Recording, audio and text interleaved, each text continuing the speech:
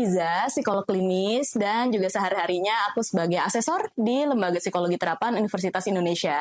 Saat ini aku pun sedang membangun biro psikologi punyaku sendiri, yaitu namanya Mudita bersama dengan teman-temanku. Apa sih tanda atau identifikasi yang biasanya kita bisa gunain untuk tahu kalau kesehatan jiwa kita nih kayaknya mulai terganggu gitu? Setiap orang tuh sebenarnya punya tanda-tandanya masing-masing dan juga unik ya. Kira-kira sebenarnya apa sih yang membuat mereka jadinya terlihat seperti punya masalah kesehatan mental. Nah, umumnya tapi kita perlu cukup waspada atau kita udah boleh kasih perhatian lebih kalau misalnya kita sudah melihat ada perubahan signifikan nih dari pola hidup atau mungkin aspek-aspek hidup yang dimiliki oleh orang ini.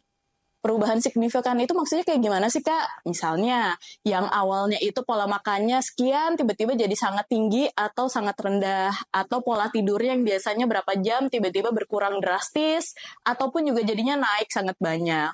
Pokoknya perubahan-perubahan yang bisa kita lihat dari pola tidur, pola makan, pola sosialisasi, mungkin level energi, atau juga suasana hatinya tiba-tiba yang berubah mendadak atau berubah dengan sangat cepat, itu sudah bisa menjadi tanda-tanda umum kalau seseorang itu mungkin sedang memiliki sebuah masalah yang bisa membuat dia stres atau juga masalah kesehatan mental. Work-life balance yang baik itu sebenarnya gimana sih, Kak?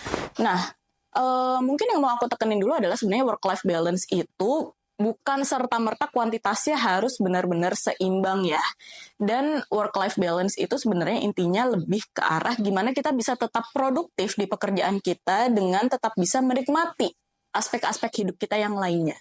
Jadi mau proporsi waktunya itu 70% di kerja, 30% di aspek lain, atau cuma 45% di kerja, 55% di kerjaan yang lain atau aktivitas yang lain, itu sebenarnya bebas-bebas aja ke kita masing-masing.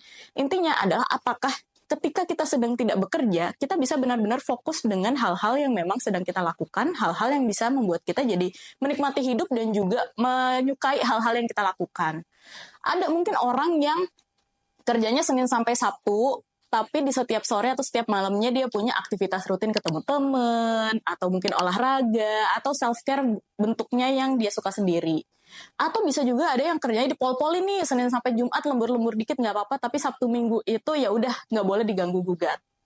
Atau kalau buat teman-teman yang shiftnya panjang, yang mungkin kerja harus 12 jam sampai 20 jam gitu, bisa seharian, itu mungkin lebih cocok kerjanya atau istirahatnya itu jadinya 2-3 hari sekali itu istirahat, dan ya nggak apa-apa juga, semua orang punya jadwal dia sendiri, asalkan yang terpenting adalah kita ingat lagi kalau misalnya di luar jam kerja itu adalah waktu yang perlu kita gunakan untuk merawat diri sendiri dan juga menjaga kondisi diri sendiri supaya ketika balik lagi ke kerjaan kita bisa maksimal, kita juga bisa produktif dan kita juga bisa enjoy juga nih sama kerjaan yang kita lakukan. Tadi habis bahas masalah work-life balance nih, Kak. Sebenarnya kan kalau di kerjaan itu untuk stres dan juga overwhelm itu tidak terelakkan. Apa sih cara yang bisa kita lakukan untuk mengatasi burnout nih kalau kata Gen Z atau overwhelm yang disebabkan oleh pekerjaan? Burnout sendiri itu kan memang terjadi kalau kita itu sudah sangat kewalahan sama kerjaan kita. Loadnya udah banyak banget, dan ini kayaknya hampir tiap hari loadnya banyak, atau tekanannya juga berat banget, dan ini nggak bisa kita selesaikan dalam waktu dekat. Jadi ini berkepanjangan terus-terusan kayak gitu, sehingga akhirnya kita juga jadi kewalahan sama pekerjaan kita. Hal lain juga yang perlu diperhatikan kalau ngomongin burnout itu, kadang sebenarnya yang membuat kita burnout itu adalah pilihan-pilihan kecil yang kita lakukan dalam kehidupan atau dalam pekerjaan kita sendiri. Misalnya, ketika kita punya pilihan makan siang sekarang atau menunda makan siang untuk ngerjain tugas kita. Ketika kita milih menunda makan siang, secara tidak langsung sebenarnya kita sedang menanamkan bibit-bibit burnout dalam diri kita. Menunda makan siang, membatalkan pekerjaan, aktivitas di luar pekerjaan, misalnya membatalkan janji sama keluarga, tidak ikut kumpul sama teman-teman, atau akhirnya jadinya sibuk mikirin kerjaan di hari Senin ketika hari Sabtu sama Minggu. Hal-hal yang sebenarnya kecil-kecil seperti itu, itulah yang akhirnya membuat kita jadinya lebih mudah untuk burnout. Karena tanpa sadar kita sebenarnya mengabaikan porsi hidup kita sendiri, kepentingan hidup kita sendiri untuk memenuhi kepentingan pekerjaan. Jadi kalau misalnya memang sudah mulai nih, kelihatan kayaknya kok kita rasanya capek terus, rasanya nggak semangat terus, mau kerja, coba dilihat lagi dari pilihan-pilihan yang kecilnya itu. Sudahkah aku tetap makan siang atau makan yang rutin? Sudahkah aku tetap istirahat sesuai dengan jam istirahatku? Sudahkah aku memberikan waktu yang rutin buat aku melakukan hobiku, ketemu teman-temanku, dan juga melakukan hal-hal di luar pekerjaan? Jangan lupa juga kita bisa coba menerapkan batasan ya. Batasan itu artinya adalah menentukan kita sebenarnya paling nggak bisa diganggu gugatnya itu di bagian mana. Misalnya, batasanku itu adalah ya pokoknya Sabtu Minggu aku nggak mau ngerjain tugasku. Jadi kalau misalnya ada tugas tiba-tiba dadakan atau ada chat dadakan, ya aku akan menyampaikan secara asertif dan secara baik-baik, Pak, Bu, ini chatnya saya proses ketika nanti di hari Senin ya. Kita menyampaikan, kita berani bilang enggak dulu atau nanti iya diprosesnya ke orang-orang yang mungkin meminta kita melakukan hal-hal yang sebenarnya di luar batasan kita. Kemudian jangan ragu juga untuk minta tolong orang sekitar. Minta tolong tuh maksudnya minta tolong rekan kerja untuk backup kalau misalnya kita kayaknya lagi nggak kepegang. Minta tolong juga mungkin ke atasan yang bisa dipercaya atau juga ke orang-orang di sekitar kita di yang kantor yang mungkin akhirnya bisa mendukung kita. Minta tolong ke teman, minta tolong juga mungkin ke keluarga. Kalau misalnya memang kita merasa kayaknya ini bebannya sedang tidak bisa kita tanggung. Dan yang terpenting juga sebenarnya itu jangan lupa juga bahwa kerjaan itu kan adalah satu aspek dari kehidupan kita yang lain ya. Jadi kita juga perlu nih mencari tahu, menggali sebenarnya aspek hidup kita yang lain yang kita senangi, yang membuat kita jadinya ngerasa paling bahagia atau juga paling happy itu tuh ngelakuin hal apa aja sih. Sehingga kalau misalnya di luar kerjaan, kita juga punya hal-hal lain yang kita tahu bisa kita lakukan, bisa membuat kita enjoy, dan juga bisa membuat kita merasa bahwa hidup ini kayaknya seru deh buat dijalanin ke depan-depannya lagi. Tadi kita udah bahas self-care sedikit ya, yang buat bertanya-tanya self-care itu bentuknya apa aja sih, atau kayak gimana sih contoh-contoh self-care? Aku jelasin sedikit aja ya, kalau self-care itu pada dasarnya adalah hal-hal yang kita lakukan yang juga bisa membantu kita untuk mengelola emosi lebih baik, menjaga kondisi tubuh kita, kondisi psikologis kita dalam keadaan yang prima, sehingga ketika kita menjalani aktivitas harian kita, itu bisa tetap optimal dan juga tetap prima. Self-care bentuknya macam-macam banget. Ada self-care yang emosi, self-care fisik, self-care psikologis, self-care praktis, dan pokoknya semua hal yang kita lakukan dan kita tahu itu bermanfaat buat kita dan juga menjaga diri kita supaya tetap optimal, itu bisa termasuk dalam kategori self-care. Jadi teman-teman nggak perlu lagi pusing atau nggak perlu ragu lagi untuk menentukan sebenarnya self-care itu baiknya yang kayak gimana sih. Karena semua hal yang kamu lakukan untuk membuat diri kamu ngerasa lebih baik dan itu nggak mengganggu orang lain, itu udah bisa dikategorikan sebagai bentuk kamu self-care. Nah, kan ada cerita nih kalau katanya Gen Z itu lemah tuh Kak. Walaupun sebenarnya Gen Z juga nggak setuju pastinya ya. Nah kalau dari sisi psikolog itu gimana sih Kak cara membangun generasi dengan self resilience yang baik? Oke.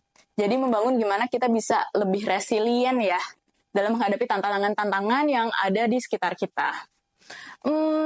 Aku percaya resiliensi itu dibangunnya nggak harus khusus generasi tertentu. Kita semua orang, semua generasi tentunya akan dapat keuntungan kalau kita bisa menimbulkan atau mengembangkan resiliensi kita jadi lebih baik lagi.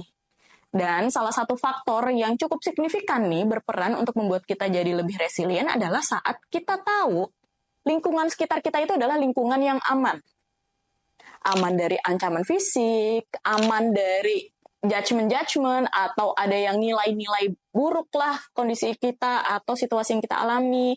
Aman juga sehingga kalau kita membuat kegagalan, tidak akan ada yang menyalahkan kita atau tidak akan ada yang akhirnya menjatuhkan kita lebih jauh lagi. Punya lingkungan yang aman ini penting banget. Nggak hanya untuk satu generasi, tapi untuk semua generasi. Dan dengan kita bisa membangun lingkungan yang lebih aman, secara otomatis sebenarnya kita juga sudah membantu orang-orang di sekitar kita untuk lebih berani mencoba hal baru.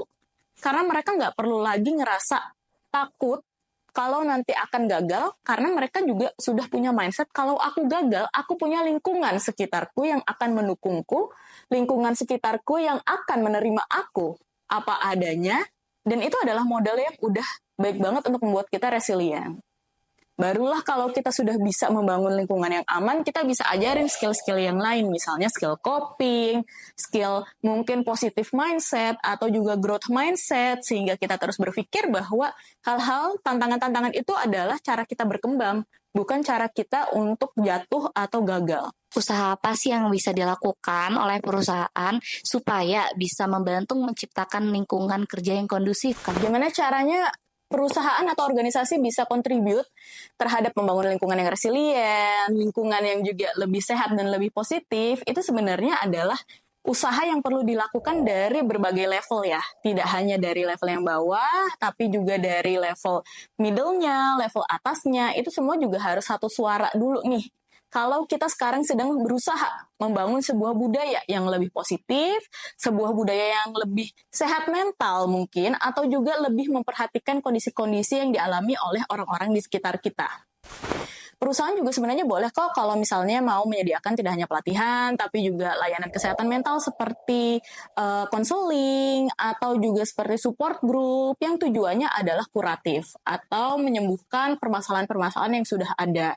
Tentunya tetap perlu diimbangi dengan adanya usaha-usaha yang promotif atau juga preventif lewat yang tadi ya, adanya budaya, adanya pelatihan-pelatihan, membangun atmosfer kerja yang lebih positif yang juga diakui dan juga disadari oleh semua lapisan yang ada di dalam organisasi tersebut. Aku percaya kesehatan mental itu nggak hanya urusan pribadi kita masing-masing, tapi kita sebagai individu juga bisa saling support kondisi kesehatan mental orang-orang di sekitar kita. Mulai dengan membangun self-care yang lebih baik, supaya kita lebih siap menolong orang lain, menjadi pendengar yang baik juga untuk teman-teman atau rekan-rekan yang ada di sekeliling kita, dan juga mengajak orang-orang lain untuk lebih peka juga, untuk lebih welas asih ketika berinteraksi dengan orang-orang yang ada di sekitar mereka. Ingat, kesehatan mental itu bukan hanya usaha satu kali yang dilakukan habis itu bisa sudahan, tapi sebenarnya adalah usaha yang terus-menerus kita lakukan lewat melakukan kebiasaan-kebiasaan baik dan juga membangun pola pikir yang lebih sehat, lebih positif, serta lebih berempati, baik ke diri sendiri maupun juga ke orang di sekitar kita.